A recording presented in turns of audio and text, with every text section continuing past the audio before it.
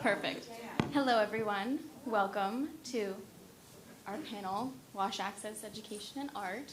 We've had it in different, orders, so this is the right room, and you're at the right one. My name's Aubree Frost. I am a co-founder and artistic director at Water And.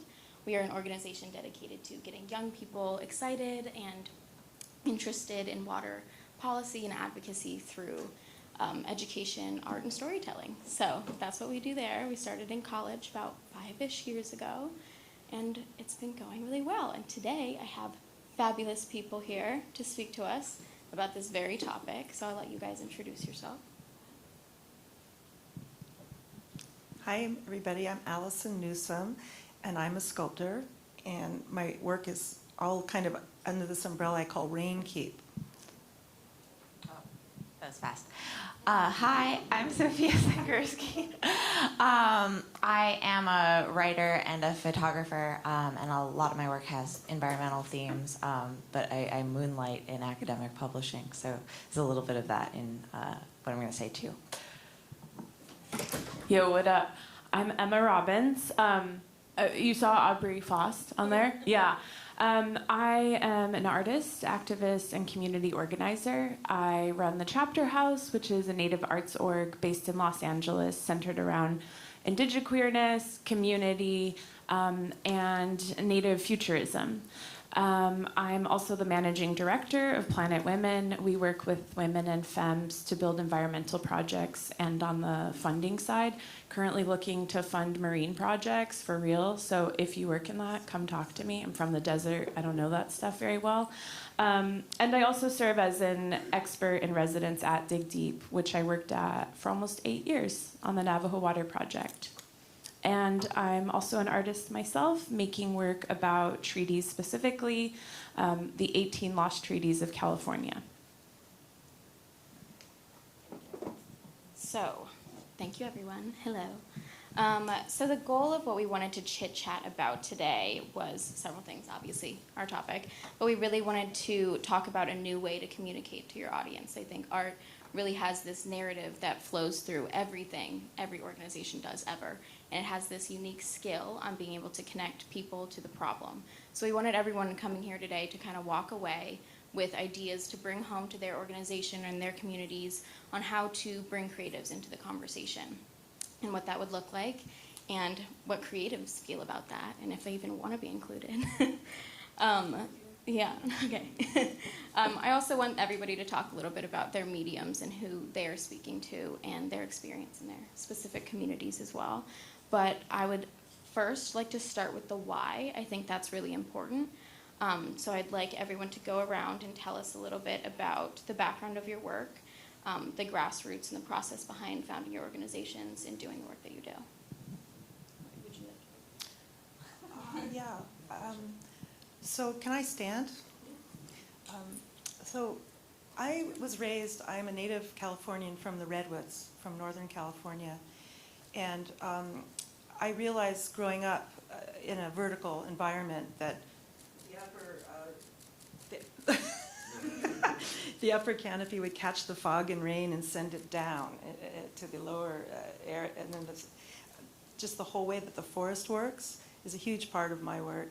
And I do passive rain harvesting with work that harvests the rain from an upper canopy and a lower canopy and brings it down and stores it for landscape use to get off of potable water. And one thing in a nutshell that I'll say is for many, many years in the sculpture world, it was all about making a work of art and putting it on a pedestal. This is just a very generalized kind of analogy. So at some point, maybe about 10 years ago, I started thinking more about, I'm putting my work up now for passive reasons, for hydrology. I don't use pumps or anything. And that, to me, is a huge metaphor for a lot of artists from my generation and wanting now, in a time of crisis, to how can we be part of a solution? Okay. I feel really short now, but it's fine. So I feel like I came to environmental work and water kind of later in life. My background's very much in literature, like that's what I studied, and I spent most of my career in publishing and things like that. And then I got involved in a conservation project in New Zealand, and since then I sort of had this question of like, okay, like why was I not as aware of these things as other people? And how can I lend my skills as a creative person? Because I feel like a lot of times those of us who don't come from a science background don't have as much, or don't feel as though we have as much of an opportunity to participate. And that's kind of what led me to run and organize March for the Ocean in London, which is really exciting. And that part of the success of that was through partnering with local artists and sort of more creative marketing channels in order to raise awareness and public support and things like that. And subsequently, I feel like place and the environment has always been a big theme in my own personal writing, as well as my research in positive storytelling. And so my opinion on this kind of marries those two things about the idea of how we can use positive storytelling and images of hope in a creative way to sort of motivate people, hopefully, and sort of change the narrative from the sort of doom and gloom story that I'm sure we're all very familiar with. So, and I think that's a great place for artists to step in and provide a new vision and a new direction, one full of empathy and enthusiasm, and this sort of vision, right? That's kind of what we all do, is create a vision, a pathway forward that maybe the science can't quite do in the same way. Is this working? Or okay, cool. So I think a large part of my practice is actual community organization. I have had a couple of studio visits, and I started to feel sort of guilty because I was like, I'm not creating work that's either an installation or on the wall. And somebody said to me, a curator, well, don't you see this as your practice? Like, you're weaving people together, you're sort of taking a break from the treaty works. I also make work about missing and murdered Indigenous relatives, which this month is awareness about that, so please look that up, important stuff. And, being Dene and being from the reservation, I have always seen art around me. In another lifetime, when I was in my 20s, my first job was working at a commercial art space, and I didn't see representation of Indigenous artists. I went to the School of the Art Institute, and a large part of what we were doing was studying museums. And you would see all the white dudes, like Monet, very specific things made there between these years. They did it in collaboration with this person. And then you would walk over to the section of art in the Americas, and it was like 700 to 1000 AD, and artist unknown, and just sort of like a guess at materials. And so, museums are fraught with, a lot of BS, and so it was like kind of upsetting to see that. And then on the res, seeing people treated more as like an arts and crafts person. And so being in the gallery world, I was constantly trying to bring other Native artists in, and it just wasn't happening. And I felt pretty frustrated, so I really wanted to go back home and work on the reservation. And so I switched to WASH, very different. But the main thread there was the art. And I think we can connect with communities visually, auditorily, is that a word? And I think it was sort of this common factor, and it wasn't like a scary thing, like we're doing WASH projects. It was incorporation of community, art, and talking about the importance of people's art. I really got involved in community organizing when I lived in Argentina for almost 5 years, and seeing the way that communities took care of one another, especially during and immediately after the last dictatorship. And that was something where, again, it was sort of a very white, non-native space. I don't know who's been to Argentina, but it's a pretty white country. And so it was something where we had to have voices there. A lot of the materials that I take are actually from treaties, so things like needles, Mackinac blankets, And I think it's important to incorporate these materials because a lot of people don't realize the importance of treaties, but they also don't realize that these were objects that were traded, for lack of a better way to say it, for things like rivers or lands, and that affects our water. And we learn when we can actually see those things or hear them. And yeah, it's cool to hear about how we're all doing different water work in our art. Yeah, lots of different mediums, which I really like. You know, you and I also spoke briefly about, you know, bridging that gap between location as well. You've had several moves across the states, and I think that's really important too, because art really does that bridging, you know, like we said earlier, people in the problem, also bringing those bridged communities together. Can you speak a little bit about that location divide too? Yeah, I travel a lot for work, and so that actually has a lot to do with the type of art that I make. So meeting people on the ground, but also the way that I make work. If you look at pieces from a certain time period, everything is smaller pieces stitched together. And my own work has been informed by traveling. I travel with a lot of sharp objects, so I check a lot of bags, even if they're small, which is annoying to weight and baggage claim. But I've learned that porcupine quills will be quickly confiscated by TSA. And so that does have a lot to do with who I am because I've had to incorporate that in the work. But I have seen common threads. Like I said, you know, white spaces, indigenous spaces, lack of Native representation. And it's just like, even on the res, the way that we study things or the people that we push ahead, they're not always from the community. And so a large part of the travel plays into the physical work, but it also is like, you know, I think all of our work is very research heavy. And so I get really hyped. I think people who have heard me speak before know that this is something that I strongly believe, like, don't be frugal with your Google. So when I'm traveling in a place, I definitely am doing a lot of research, just like a seed planted, and then I get home and really dive into that.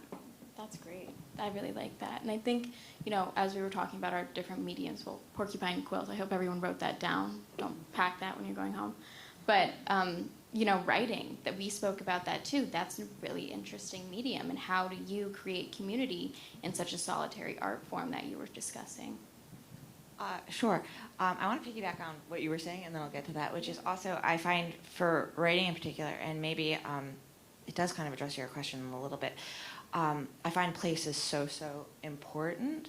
And oftentimes when I travel a lot too, it comes just from like being intentional and sitting in a place and spending time there.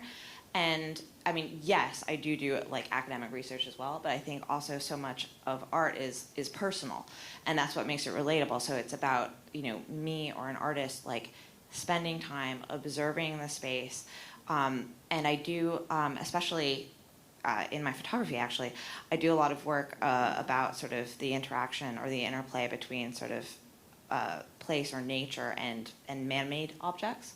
So I think being able to sort of see those intersections as they're happening, and then be able to capture that in whatever form, whether that is in, you know, the poem that pops in my head, or whether that's through a lens, like that's really important. And I think that's kind of something that everybody can do. Like if you just take the time to really explore and appreciate the place you're in, I think that makes us more aware and more connected to space. So that's important. And then in regards to your question about community, writing is kind of this like unique art where for any writers in the room, you know that you spend a lot of time alone, particularly in front of a computer. So I've spoken to a lot of other writers, and it's kind of, I don't want to say a problem, but it's something that I think a lot of us feel, is that you are so alone and that you need feedback, and trying to get feedback is scary. And so how do you kind of find other people who are willing to look, especially like a work in progress, like, you know, as opposed to something that is published? How do I find like a safe person who's willing to look at this, who has the time to do it? And so I do a lot of workshops. I think that's the best way to try and find other people. But however you can, you know, like again, Google, look around for other people. There are probably events in your community, or you could put those events on. And I think the best thing is to just like stay in touch with those people. Like when I find my fellow writers, I am not shy of reaching back out to them and being like, can you please look at this? And I think we've developed like a level of trust to be able to do that. And so that's important within the writerly community. And then there's this additional level of, okay, like once whatever it is like goes out into the world, how do I, reach out to who's ever reading it? And in the case of something published, I mean, hopefully you have like the publishing company or somebody to help you, but otherwise just like, go to your local bookstore and see if they'll have you come and talk for a little bit, and then you can meet people and you can talk about the work. Writers, my favorite writers in my day job as a marketing manager, are people who are really engaged on social media, because then they already are building up that community. But I think it's a real issue for writers that maybe doesn't quite exist in the same way for folks on the visual side, that we have to kind of balance this sort of solitary internal piece with also really needing other writers and readers to kind of give meaning almost to the work, because it's one thing when it's in my head, but I feel like the writing really becomes what it's supposed to be once somebody else has read it, and even more so once we're able to kind of discuss it together. That's great. You, Allison, have done a lot of community work with schools and with specific groups. Would you mind speaking about that and what because your work is very interactive. You're making these pieces. Well, I'll let you. Yeah, collaboration's very important. We're all here for water. Maybe we're all water warriors in many different ways. I think of the ripple effect, one ring going out, or if it's raining and when it hits the water and you just watch how those rings all intercept. And that's just being here at this convening. How can you find out how you can partner and work within a community unless you ask questions to people? Like they said, use the coffee breaks. How can you find out that ripple? How can you get that ripple effect going? And I find great joy in partnering with a community that I would not have even thought that there could be a partnership without having asked the questions. And through these unique partnerships come the most unique work. And I just collaborated with a botanical garden for the new learning center, and with landscape architects who specialize in pollinator gardens and drought-resistant gardens, with Eastern Woodlands group, with Tomaquag Museum, with Deborah Spears Moorhead, who her name's Talking Water. And we met at a library where we were both researching water, which was kind of amazing. And I started asking the questions, and she started asking me the questions. And Deb designed the rain chains in my work that bring the water down from the upper canopy, that tell the origin story of sky women falling to earth and giving birth to squash, beans, and corn, which the whole idea of interplanting and that partnership. How the squash is a very broadleaf plant and it provides shade to keep the water in, to keep the moisture where it needs to be. The beans climb and they tie together, they lash together the corn in a nor'easterner, so it doesn't fall over. And so many interesting things, and I think of partnerships like that. How all these very different things together create this strength. And I won't keep going, but I've worked with historic New England, on a historic farm. People think it's like Sturbridge Village, if you know what that is. Everything has to feel like you're walking into history. But now they have this huge contemporary rain harvesting sculpture I did with Deb, but it's utilitarian. So the farm community get it. It's like necessity is the mother of invention. That's the mantra of most farmers. My husband's a farmer. And here's this wild-looking thing that actually is harvesting rain and being used, like harvests about 600 gallons, and for the community garden. And some people are like, this doesn't look historic, And it's like, yes, historically, farms had to be very, what's the word? Very, you're isolated, you're out, in terms of water, they had, yeah, exactly, utility was very important. But so collaborating with farmers, community gardens, urban farmers. We just did a really interesting piece in Soho. There's a poster out there for with COVID. One of the things, the positive things, is how we pushed out into the asphalt, into the streets, with outdoor pavilions. So it's lovely because it's like we're getting rid, we're covering asphalt, and we're creating like a sponge city. We're getting water, we're collecting water over 3 parking or 10 parking spots now that, and it's blazing hot. So we're creating shade, and we're not using municipal water, potable water for landscaping. So these are all the kinds of communities, urban, rural, name it. Education, Yes. a lot of programming, that ripple effect. The community garden at the botanical gardens and at the community gardens, they have learning centers at a lot of these spot areas now, bring people together through planting and wellness and good fresh diet with the produce, and then learning about agricultural practices from composting to storytelling. With the Three Sisters plantings that we're doing, the origin story, back to Sky Women falling to earth and giving birth to squash beans. So there's a huge amount of programming that all, it's sort of a nexus that is sort of generating out of the rain harvesting work. So, yeah. Beautiful. And I think that really does flow nicely into our next little section, which is education. What does it mean to include creativity into education, and who are you teaching by having these creative elements, and what new voices and maybe younger voices do you bring in? Alison, you spoke a little bit about harvesting rainwater and how that really teaches kids about what that means for those plants and stuff. And I'd love it if everyone could talk a little bit more about that. I mean, you have fascinating education experience with your treaties. I think that'd be great.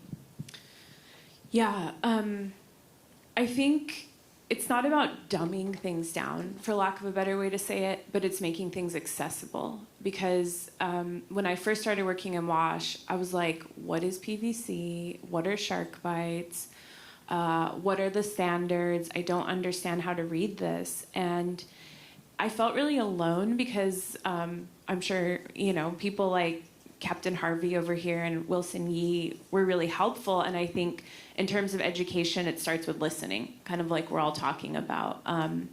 And that was important to me. Spent a lot of time in Lowe's figuring out shark bites, now Apollo, for anyone who loves shark bites, and fittings. And it was just so important to start learning about these things before I could go and even talk about my art. Again, my work is very material heavy, and so it was kind of cool to see how material played across, all the different worlds, art, education, activism. I don't think I really understood that education was an element of my work until people started to ask questions like, how do I find out about treaties? Which is why I was shouting out Oklahoma State University. Also, Smithsonian has actually digitized a lot of the original treaties. So a big part of what I do is working with X marks, because when people sign treaties, men, they oftentimes didn't know how to sign their own names, or maybe they didn't even speak English. And so a lot of times people just sign them with an X, and I didn't know that myself. And I think that's really impactful. An X mark can be really violent. It is sort of, I don't know, like pirate on the map. I don't know, but it's like important for people to know that there was that element where we didn't fully understand a lot of times what treaties we were signing. I think most cultures, especially natives, truly believe that elders and youth are the most important. I don't know, it's like the 30-year-olds, they still, on the Navajo Nation, they still consider me a youth, and I'm like, well, I'm closer to 40, which is wild to say out loud. But I do think focusing on the youth is really, really, really vital, because, now we're seeing protests across the board for Palestine, for climate change, and these are the people who are changing really big things. And I think not just like traditional education, but encouraging people to speak up. Because working with Dig Deep and working on the Navajo Nation, I was very privileged. My sisters and I call each other the three sisters. I'm corn. And I think I was really privileged in the way being sort of a loud, bossy person and humorous. I hope that humor comes across. It was really important to access people that way, and having this voice and saying, not like I'm the savior out here, but rather I'm educating you, go to this press training, read these things, listen to these podcasts. And it was really important to have education for others in that way. And, I have a 3-year-old kid, and she probably doesn't understand a lot of what I'm saying right now, but from a very early age, I really want to instill that in her. I like that. Yeah, Sophia, could you speak a little bit about education in your work? Because writing is a whole different... So what strikes me most is, I'm not going to surprise anybody here, is we know that the enrollments for the humanities has been declining for the past 15 years, which makes me want to cry. And I think a lot of that comes from people, seeing the direct value in the sciences and not so much in our disciplines. And I think what we're talking about today creates a real opportunity for us to kind of show value in the humanities and in what we do. Because by being able to go into schools and give workshops around art, whether it is visual art or whether it's writing, we can provide kids with, tools that traditionally they would have gotten in schools that maybe aren't in the curricula as much now. So we can provide opportunities for, expression, for critical thinking, to build empathy and sympathy and all of those things that the arts provide that maybe are being, unfortunately, neglected. Writing in particular, I think is incredibly powerful in its ability to create connection and empathy, just because you are in someone's head, whether that is something fictional, or whether, as we are right now, we're in the middle of a memoir boom. I don't know if anybody's aware of that or has been reading a lot of memoir, but memoir has had a huge resurgence, and ocean and water themed memoir is certainly a part of that. And I hope that helps people to understand why this is important. And if we can get young people already sort of in that mindset to create work like that, that's only going to grow that sort of creative work. And hopefully, that can motivate people to act, because now they'll care. And I feel like that's always the linchpin, is getting people to care. Yeah, for sure. I agree. It's the motivation. I don't know about you guys, but in my work at Water and, we've definitely found that it starts with almost passive education in the work that you create. You're like, look at this beautiful piece, and then it becomes active when they're like, oh, what does that mean? I'm going to read more about it. And it's, that draw that's pulling people in. You are on an interesting project at RISD that I think you should talk about, because it really does encapsulate, what creatives are doing in the education sphere. Well, the RISD was invited to participate with 4 colleges internationally, in Dubai, the Royal College of Art, RISD, and the University in India, with a program called Terra Carta. So you can look that up. And it's an environment, they give 2 $50,000 scholarships, so $100,000 to each school every year, for 2 teams who come up with anything that's good for the planet, like anything. So it's really interesting to see students are teaming up and partnering. And I'm on the advisory council for RISD, and looking at all of the ideas that these students are coming up with. And then from maybe 75 teams, we're down to 17, and then they compete with an international jury. But it's a really window into kind of seeing what's happening now in the art schools. And it'll be fascinating. This is an inaugural year, so it'll be really interesting to see what teams and what work is going to come out of the art schools. So this idea of King Charles it's his foundation that's doing this, and he's an environmentalist, and he started this, and it's his baby, and he really wanted to bring the art world into this discussion. And my job as a fine artist background, sculptor, fine artist, is to say, don't ignore the fine art department, because a lot of the architecture department and the industrial design students are teaming up. And I said, you got to get the sculptors and the painters and the printmakers and get them in there. You know, they're going to get a conversation. You don't know till you ask the questions and start sharing your concept, where it's going to go with people. And anyway, I could talk about materials. Well, yeah, that's what I wanted to talk about too eventually, but we can hop into that right now. I mean, as an artist, I'm always fascinated with mediums. I think it really says a lot about the artist and the work that they do and who they're trying to speak to in their mediums, and I think we have really interesting ones here. But one of the things that we were talking about yesterday and just in general is, you know, you're making pieces of art for the environment, but then you watch that acrylic paint go down the drain. And you're like, yeah, you're like, oh, I don't like that painting. I'm going to get a new canvas. And so it's trying to make sure that everything you're doing isn't just to create a beautiful piece and get people interested, but it's sustainable as well.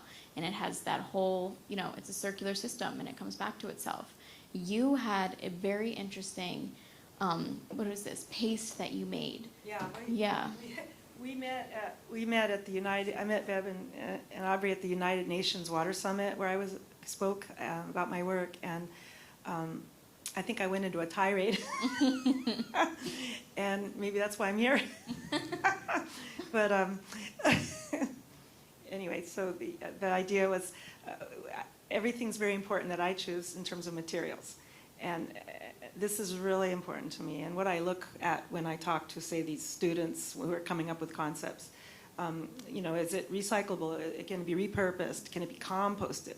You know, it's like, I can be composted, you know, can this be composted? And I was really torn, like I don't want to use two-part epoxy anymore. And we were attaching some things to a piece. So we found a prehistory recipe for pine sap boiled with charcoal. That's like your carbon fiber. And it's been up for 10 years in snow and ice and what we adhered. So that's just all very interesting to me. How can we get away from two-part epoxy, paint? I worked with the Rochester University. They're coming up with nacre, man-made nacre, the idea of growing it. It's a harder, that's in abalone, mother of pearl. So it's like a really hard surface. It's harder than any two-part epoxy paint. They're trying to figure out how to grow it on the surface of metal. These are things that really interest me. Mm-hmm. No, they're great. We're as humans, we're attracted, you heard this, we're attracted to, aesthetically, our brains have evolved to be very aesthetic and very visual. And as an artist, I can speak a lot about this. And we're attracted to things, and we're told in art school or by, oh, that's a great work of architecture. And it could be just horrible for the environment. It's not oriented to the sun, it's not passive, it's not, and you look at prehistory and architecture, and it was all about sustainability. So we've been sort of programmed to think of something as beautiful that's terrible for the planet, right down to what we're wearing, how we build. Really, if anything, I'm going to ask all of you to think about that. Like, why am I attracted to this? It's almost like we have to rethink what is beauty, because humans are obsessed with beauty. So, and I definitely want to talk about that more in a question I have later.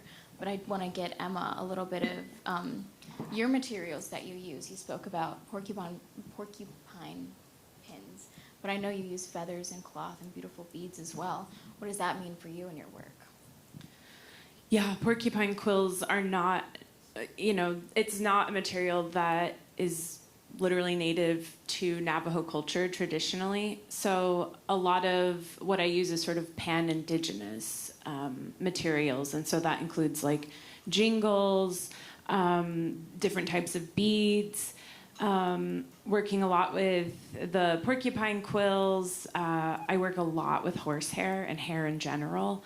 A lot of acrylic, which I'm sure is horrible for the environment, but sorry, Bezos and everybody else here. That's also something, thinking about shipping and how it gets to us. But I also work a lot with humor, so how Native femmes and women specifically are portrayed in American culture, but also, in other parts of the Americas. So recently I was in Argentina in March, and I just found like this gold mine of, racist material, but it's like we definitely have to laugh about it, and I also found this magazine that said navajas.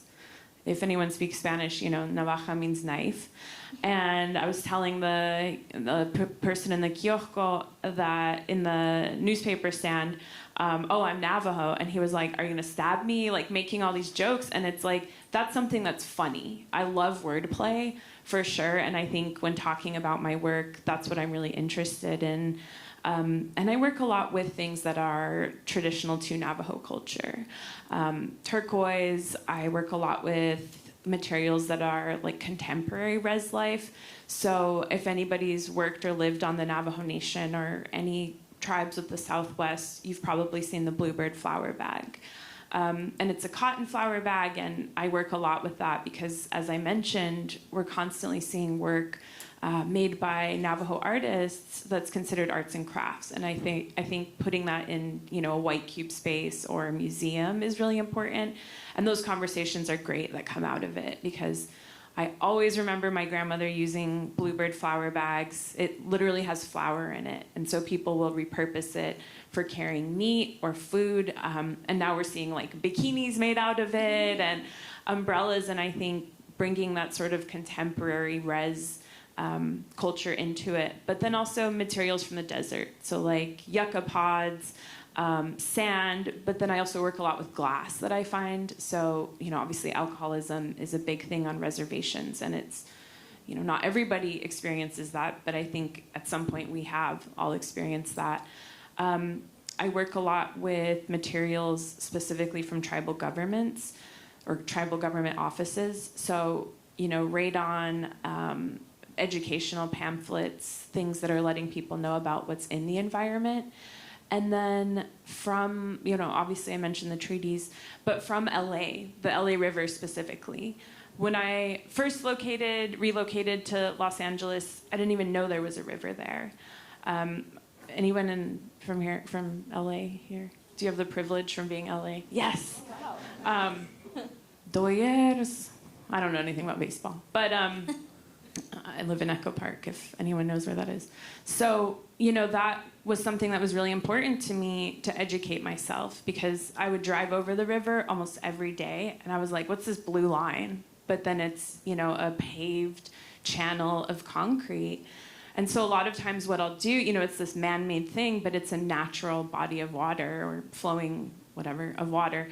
And I'll go down and collect materials from there. And that's one of my favorite things to do because not only do I experience personally nature in the middle of the city, but it's also, I make pieces of paper from it, and in that is algae, but there are also a lot of man-made materials. It's pretty sketchy down there.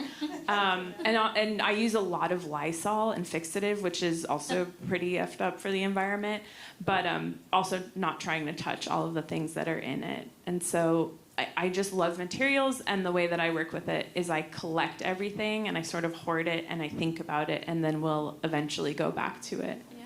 But I think quills are my favorite to work with. My partner and dogs and kid are always stepping on them. Ooh. And, they gotta toughen up those feet. Yeah. So I'm always like, it's not that bad. It came out easily. And my 3-year-old's like crying, and I'm like, whatever. Like, it's art. Yeah. Suffer for art. No, I love that. And I do like the humor element in your art, too. I would employ everybody, if you can, go look at Emma Robbins' website. You have this beautiful piece that I think is my favorite, is the breast implants. Oh. They're great. They're these cloth and beaded breast implants, and they're just really beautiful to look at, I think. They're funny. And those are made from bluebird flower bags, and actually the flour inside of it. Oh, really? Yeah, so when I transport them, there's a lot of flour. I've found, bugs before in the flour. So I have to figure out another way to use chemicals. Sorry, bugs and environment. You just can't mess with it. We're not mad at you. Yeah. It's okay. And you here, Sophia, you have a different medium too, because we were speaking as well, this commitment difference between the visual art, walking along and seeing a piece and being like, all right, you didn't necessarily commit and agree to looking at this piece and learning about what it is, but you can see it in front of you. But when you pick up something to read, there is a different commitment there when you're looking at these words and you're like, I am agreeing to read this poem and go through the motions. And how do you bridge that gap? And also, where exactly do you bring all of those pieces into, you know, the NGO sphere, and how do you bring that along with that commitment difference? Okay.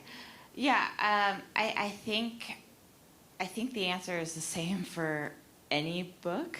I don't think it's necessarily different just because it's, you know, water or environment oriented. Like, at the end of the day, it has to be a good book, and it has to grab someone from the beginning, you know, whatever their taste is.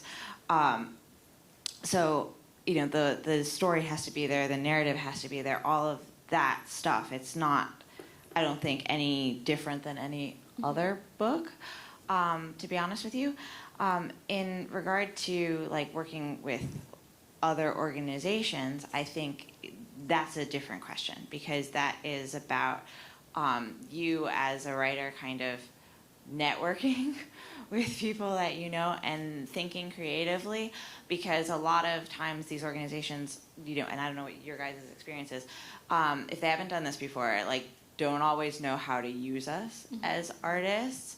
So I found that I've had to kind of do more of the legwork. I think March for the Ocean is a great example, because I was an artist myself, and I was able to be like, okay, you know, this has never happened before because it's the first time we ever did it. I was like, how can we differentiate this march from all the other marches going around? And we were in London, so that's a great, like, art scene, and so I was able to work with some local artists to put together this marketing campaign. And that was a really like, practical way for them to get involved. I also worked with a local like, podcast and radio group to get us time on the air, and, you know, to do promotional material that way. And, you know, I think we did some, like, poem readings on that as part of it too. And so it really became, like, part of the culture of this event.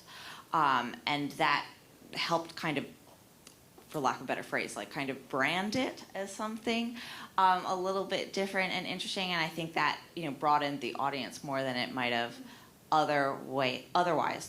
I have also found art to be really helpful in conversations with organizations around, like, just, like, events in general, like fundraising events. People, you know, they need an artist to, like, come up with an invitation, come up with a banner and people just like going to those sort of things where, you know, somebody's going to come and read, or somebody's going to come and, I don't know, play a guitar or something, rather than just, you know, your standard sort of gala, especially as, like, post-COVID. A lot of those events have moved online. And I'm sure everybody in here hates sitting on Zoom for no reason any more than you have to. So if you can spice that up by bringing in an artist, I think, you know, NGOs are really excited about that. So that's a great way for us to get involved as well. Yeah, I like that. No, I do see the excitement too, and I think that that's an exciting thing to see out there in the world. And I say, okay, something else I want to speak about too is, you know, a lot of the works and the issues that we're dealing with, these are tough things. These are things where people do not have access. People are dying. People can't wash themselves. It's hard stuff. So how are you, and I think you can all speak on this, how are you able to create a piece that A, is aesthetically pleasing, that an audience wants to bring themselves into, wants to commit to that piece and look at it, spend time with it, learn more about it, but doesn't take away from the value and the deepness and the harshness of the issue? How do you write for hope, as we were talking about? And how do you, create a piece that has that positive and negative somewhere in between? Would you like to start? Yes, so I think of my work as a beacon. So it attracts you visually, because as I said, as humans, we're very visually motivated. I always look at other animals in the animal kingdom and try to find other animals that have that same, anyway, I have a whole slideshow on that. But the beacon, to attract our brains to something, and then from there talk about the other issues.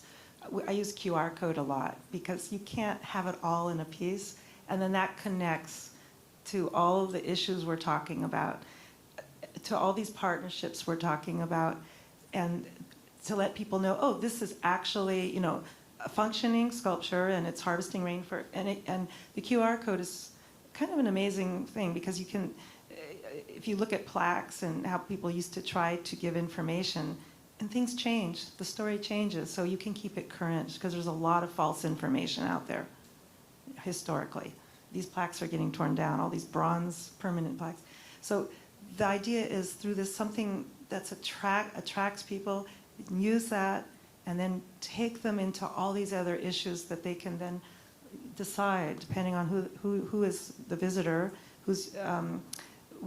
and start to learn about everything with water, for instance, the things we're learning at this convening. People that, sanitation and disease, and here in our own country, all these issues that we have with water, this can all be brought through a beacon. So this is actually a really current and difficult conversation within sort of literature as a whole, which is sort of, how do you write about hope and how do you write about joy? And there's a really simple reason for that, which is particularly in prose, right? In poetry, it's less of an issue. But in a novel or anything long form, right, where you need plot, plot only exists with conflict, right? So if everything is happy and everyone gets along and everything is lovely, then I have no story. So it becomes difficult, because I think a lot of newer writers really do, especially considering like the state of the world that we're in, want to write about joy and want to give readers like this moment of hope, but like it kind of, the form kind of constricts you. So what I have found best, I think, and what I think has sort of been coming up more, is hope is sort of small instances that are sprinkled like throughout the piece, right? And you probably still have, because you can't get away from it. You have to have conflict at the center, because again, otherwise I have no story. But to use hope more, for lack of a better phrase, like strategically in the novel, to sort of highlight other themes or other ideas that you want to, bring forward as sort of the story progresses, right? And we sort of go through, climax, denouement, like all of those traditional things. But I think it's something we're wrestling with and continue to wrestle with. And I think, if anything, it just sort of shows that, like, hope doesn't exist in a vacuum. It can't exist in a vacuum. And I think it's true to the human experience that we have to have both hope and fear, because without it, hope doesn't exist. And thinking about it that way, rather than just like maybe setting out to be like, I want to write this hopeful piece, is more relatable for a reader, because that's closer to what we actually experience. So I think it's a difficult question. I think it is an honorable goal. And I think it's perhaps more nuanced than just like, I'm going to like empower people with this hopeful story. I think it's like, I'm going to do that, but I'm going to do that in a way that still feels true to our humanity. Those are really good answers, y'all. I'll talk about this in sort of a two-part way. One about my work, which I described as being in white cube spaces or museums. I don't think there's a lot of hope, and that's not really what I'm going for in my work. It's rather pushing people to research things. A lot of what I do in terms of that, Alison mentioned QR codes, is in the titles and in the materiality itself. With porcupine quills, either if people ask me or they see it, they're like, what the hell is this? Or how is this harvested? And I think that sort of set people's off. I think it's also in the description of the work. I always try and make artist statements as accessible as possible. And by that, I mean leaving out visceral is one of those words that I'm like, not every person knows what that is. But it's true. Like I said at the beginning, our goals are not to dumb things down, but rather make a viewer think. And I think that's important. And it's offering respect to a viewer when you do that. In terms of hope as well, moving over to community organization, which, like I said, is a large part of my practice in 2024, is creating Indigenous joy and creating accessibility for allies and accomplices, because I think a lot of times shame is a tool that can be great to be used, but it's also something that you get weary of shaming someone. And we're going to get a lot done if we invite people in and educate them versus saying, you don't know anything about this. Yes, there are spaces specifically for certain groups of people, but I love inviting people in and saying, let's have these conversations. It's about moving away from this moment of protest and saying, bro, I need a place to just chill and, talk and say, how are you doing today? Because we're not going to change this history of trauma or blood memory if we don't start doing fun stuff. Our opening event at the chapter house was a native drag show. And it was our second annual one. And it's really important because that was providing a space for everyone to just have fun and sort of let loose. And we featured wine from Indigenous winemakers, and, had fashion from Native designers, and just really showcased that work and talking about difficult issues, which a lot of people did. But it was, again, about joy. And last week we had our inaugural exhibition opening, and that was really cool because Captain Harvey, we've been joking about reservation dogs, and I think that's a perfect example of art where you're incorporating these really difficult topics, but there's always that humor in it. And that's how we're going to get to a point of thriving and moving away from surviving. Yeah. If you haven't seen Reservation Dogs, do yourself a favor and watch it. I'll be referencing in tomorrow's morning emceeing. That's great. Thank you, guys. Now, I'm so sorry to rush this last part. I just got the 1-minute warning. This has been a great conversation, and I just wanted to bring it back to what everyone can go home with. There's systems all over the place about how to include creatives in the conversation. The EPA is doing a artist in residence program, so that's happening there. The U.S. Water Alliance is, funding projects for creative storytelling and bringing people into that. But I think the main thing is really just ask. We have beautiful artists all right here, and the reason they're creative is because they create things and they have ideas and they go home and they think about stuff and know how to talk to people and make things for people. So just bringing people into the conversation is really what is going to make your organization the best. I would open for questions, but I do think that it is break time and you guys have to go in between. So if you do have any questions specifically, please come up to these wonderful ladies and ask them later. But thank you, everyone, for joining. This has been great, and thank you, guys. This is great.